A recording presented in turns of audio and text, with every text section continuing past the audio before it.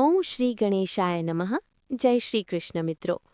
આજે આપણે પવિત્ર આમલકી એકાદશીની કથા સાંભળીશું. ભગવાન વિષ્ણુને ખૂબ પ્રિય છે એકાદશી, માટે મિત્રો એની વાર્તા સાંભળવાનું પણ એટલું જ પુણ્ય છે. તો મિત્રો, આ કથા વાર્તાને પૂરા મનથી ધ્યાનથી સાંભળજો. વિડીયો સારો લાગે તો શેર કરજો અને મારી ચેનલને સબસ્ક્રાઇબ જરૂર કરજો. હરે કૃષ્ણ કૃષ્ણ કૃષ્ણ હરે હરે, હરે રામ રામ રામ હરે હરે. ફાગણ માસના શુક્લ પક્ષમાં આવે છે એક વિશેષ એકાદશી, જેનું નામ છે આમલકી એકાદશી. આ એકાદશીમાં ભગવાન વિષ્ણુના પ્રિય આમલકી એટલે કે આમળાની વિશેષ પૂજા કરવામાં આવે છે. તો ચાલો આપણે આજે વિશેષ આમલકી એકાદશીની પવિત્ર પાવન કથા સાંભળશું. આ કથાનું વર્ણન છે બ્રહ્માંડ પુરાણમાં. એક સમયે રાજા યુધિષ્ઠિર મહારાજ ભગવાન શ્રી કૃષ્ણને પૂછ્યું, હે મધુસૂદન, ફાગણ માસને શુક્લ પક્ષમાં કઈ એકાદશી આવે છે અને આ વ્રતનું પાલન કેવી રીતે કરવું જોઈએ?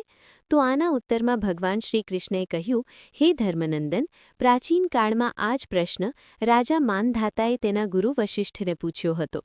તેમણે જે ઉત્તર આપ્યો હતો હું ફરી તેનું ઉચ્ચારણ કરું છું, ધ્યાનથી સાંભળો. ઋષિ વશિષ્ઠ બોલ્યા, ફાગણ માસની જે શુક્લ પક્ષમાં આવનારી એકાદશીને આમલકી એકાદશી કહેવાય છે. જે વ્યક્તિ આ એકાદશીનું વ્રત પાલન કરે છે તેને અંતમાં વૈકુંઠ એટલે કે વિષ્ણુલોકની પ્રાપ્તિ થાય છે. વૈકુંઠ ધામ જાય છે. શ્રી હરિના ચરણોમાં વાસ થાય છે એનો. જ્યારે સૃષ્ટિનું સર્જન થઈ રહ્યું હતું ત્યારે ભૂતલ ગર્ભદાક્ષાએ ભગવાન વિષ્ણુના થૂકથી એક તેજસ્વી બિંદુ પ્રગટ થયું. તે બિંદુ પૃથ્વી પર પડ્યું અને એમાંથી એક વૃક્ષની ઉત્પત્તિ થઈ.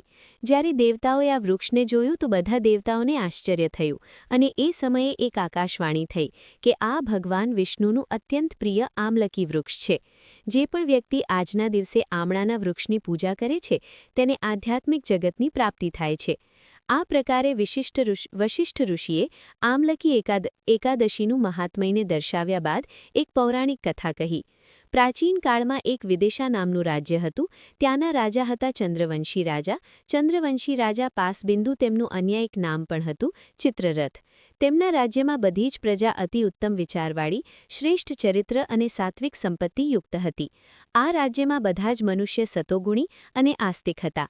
રાજા પવિત્ર ચિત્રરથ સ્વયં અત્યંત શક્તિશાળી, વિનમ્ર, સમૃદ્ધ અને વૈદિક જ્ઞાનથી પરિપૂર્ણ હતા. તે ભગવાન શિવના ઉપાસક હતા અને મહિનામાં આવનારી બંને એકાદશીનું શ્રદ્ધાપૂર્વક પાલન કરતા હતા. આ પ્રકારે અનેક વર્ષો સુધી પ્રજાએ સુખ સંપન્ન જીવન વ્યતીત કર્યું. એકવાર ફાગણ માસના શુક્લ પક્ષની આમલકી એકાદશી આવી. આના મહાત્મ્યને જાણતા રાજા ચિત્રરથે સંપૂર્ણ રાજ્યમાં એક ઘોષણા કરાવી કે બધી જ પ્રજાજનોએ આ સંપૂર્ણ રીતે એકાદશી વ્રતનું પાલન કરવાનું છે. જ્યારે એકાદશીનો દિવસ આવ્યો તો રાજાએ નદીમાં સ્નાન કર્યું અને તેમની પ્રજા સાથે એ મંદિરે ગયા જે આમલકીનું વૃક્ષ હતું. સૌપ્રથમ રાજા અને અન્ય સંતોએ આ વૃક્ષની પૂજા કરી. પૂજામાં ફળ, ઉત્તમ વસ્ત્ર, હીરા મોતી, સુવર્ણ, ધૂપ, દીપ અને નૈવેદ્ય અર્પણ કર્યા અને પછી ભગવાન શ્રી હરિને પ્રાર્થના કરી. ત્યાર પછી બધી જ પ્રજાજનોએ પણ એ વૃક્ષની પૂજા અર્ચના કરી. તે દિવસે સંપૂર્ણ રાત્રે જાગરણ કર્યું. રાજા અને પ્રજાએ એ જ આમળાના વૃક્ષ પાસે જાગરણ કર્યું અને જાગરણમાં વૃક્ષ પાસે બેસીને ભગવાનની દિવ્ય કથાઓ સાંભળી અને ભગવાનના પવિત્ર નામના જાપ કર્યા. આ પૂરા કાર્ય દરમિયાન એ જગ્યા પર એક શિકારી આવ્યો હતો. એ શિકારી અત્યંત ક્રૂર અને પશુ હત્યા જેવા અનેક નિંદનીય કાર્યમાં લુપ્ત રહેનારો હતો. આખા દિવસના થાકના કારણે એ એક ઝાડ પાછળ બેસી ગયો અને આખી રાત એ રાજા અને પ્રજા દ્વારા કરવામાં આવતા વિધિવિધાનથી જોતો રહ્યો અને હરિકથાને સાંભળતો રહ્યો. તે આખી રાતનો આખા દિવસનો ભૂખ્યો તરસ્યો જ રહ્યો હતો. જ્યારે સૂર્યોદય થયો તો રાજા અને પ્રજાએ એકાદશી વ્રતના પારણા કર્યા અને એના રાજ્યમાં પાછા આવ્યા. શિકારી પણ તેની ઝૂંપડીમાં ચાલ્યો ગયો. સમયનું ચક્ર તો ચાલતું રહ્યું અને અંતે એક દિવસ શિકારીના જીવનનો અંત સમય આવી ગયો. હવે જુઓ ભગવાનની કરુણાનું એક વધારે પ્રમાણ. એ શિકારીએ તો આ જીવન અનેક પાપ કર્મ કર્યા હતા, પણ માત્ર એણે એકવાર આમલકી એકાદશીના દિવસે અજાણતાપણે જ પણ ભૂખ્યા તરસ્યા રહીને ને ઉપવાસ કર્યો હતો અને જાગરણ કર્યું હતું અને હરિકથાને સાંભળી હતી. બસ એનું જ ફળ એવું મળ્યું એને કે એના બધા જ પાપ કર્મ નષ્ટ પામી ગયા અને આગળના જન્મમાં માત્ર તેને મનુષ્ય જીવન જ નહીં નહીં, પરંતુ એ એક સમૃદ્ધ રાજ્યનો રાજા બન્યો. આ જન્મમાં એણે જ્યોતિ નામના રાજ્યના રાજા વિદુરથના પુત્ર વસુરથના રૂપમાં જન્મ લીધો. તેના પિતાની મૃત્યુ પછી વસુરથ રાજા બન્યા અને તેણે સંપૂર્ણ રાજ્યભર સુખપૂર્વક રાજ્ય કર્યું. રાજા વસુરથ અત્યંત શક્તિશાળી અને બુદ્ધિમાન શ્રીહરિના પરમ ભક્ત હતા. તે રાજકીય મામલામાં નિપુણ હતા અને સાથે સદાય ભગવાન શ્રીહરિની ભક્તિ સેવામાં લીન રહેનારા હતા. એક દિવસ થયું એવું કે રાજા વસુરથ જંગલમાં માર્ગ ભટકી ગયા. આમ તો તે એના મંત્રીઓ સાથે જ નીકળ્યા હતા, પણ કોઈ કારણોવશ તે આગળ નીકળી ગયા. પણ કોઈ કારણોવશ તેના મંત્રીઓથી અલગ થઈ ગયા અને રસ્તો ભટકી ગયા. હવે તો સંધ્યા થવાની હતી, તો રાજાને બહુ ભૂખ, તરસ અને અત્યંત થાક લાગ્યો હતો. માટે તે એક વૃક્ષ નીચે આરામ કરવા માટે સૂઈ ગયા. જેવી જ તેની આંખ લાગી કે એ જ ક્ષણે અમુક આદિવાસી શત્રુ ત્યાં આવી પહોંચ્યા અને રાજાને મારવાની યોજના બનાવવા લાગ્યા. પછી તેમણે એક પછી એક રાજા પર અસ્ત્રનો પ્રહાર કરવાનો શરૂ કર્યો. પણ આશ્ચર્યની વાત તો એ હતી કે આદિવાસીના એક પણ શસ્ત્ર અસ્ત્ર રાજાને સ્પર્શ પણ ન કરી શક્યા. એ જોઈને અત્યંત હેરાન થયેલ આદિવાસી શત્રુએ વિચાર કરી રહ્યા હતા, તો એટલામાં તો રાજાના શરીરમાંથી દેવી સમાન એક સ્ત્રી પ્રગટ થઈ. તે સ્ત્રી અત્યંત સુંદર અને વીજળીની જેમ તેજમય ચમકી રહી હતી અને સાથે અતિ વધારે ક્રોધમાં પણ હતી.